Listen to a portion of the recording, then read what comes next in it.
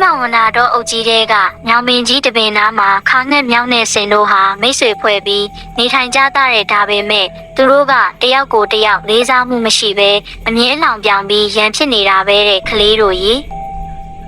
တနေ့မြောက်ကအခုလို့သုံးဦးနေနေတဲ့ပုံစံကမတင်တော်ဘူးတို့တဲကအသက်ကြီးဆုံးသူရဲ့ဆုံးမဥဆောင်မှုအောက်မှာနေမယ်ဆိုပုံမကောင်းဘူးလားလို့တိုင်ပင်တဲ့အခါခါနဲ့စင်ကလည်းထောက်ခံတဲ့ဒီလိုနဲ့သူတို့တွေလည်းဒီညောင်ပင်ကိုပဲဗဟုပြုပြီးကိုစီအသက်တွေတွက်ကြတဲ့အခါ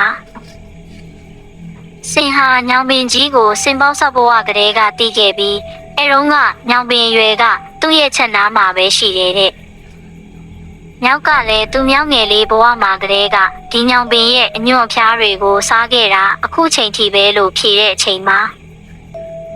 ခါငှက်ကဒီနေရာကိုကျွန်တော်ဆက်ရောက်ချိန်မှာညောင်ပင်တပင်မှမရှိသေးဘူးဗျတခြားနေရာကညောင်သီးကိုကျွန်တော်စားခဲ့ပြီးဒီမှာမစင်စွန့်ခဲ့တာကတစ်စိတ်ညောင်ပင်ပေါက်လာရခြင်းဖြစ်တယ်လို့ဖြေတဲ့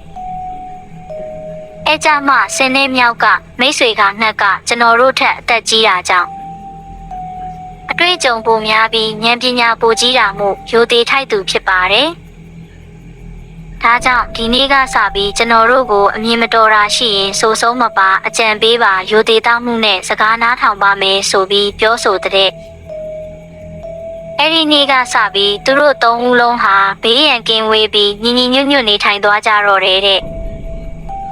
ဒါကြောင့်ကလေးတို့လည်းပုံပြင်လေးကိုသင်ခန်းသာယူပြီးရိုသေထိုက်သူရိုသေလေးစားတဲ့သူကိုလေးစားပြီးလိမ္မာရမယ်နော်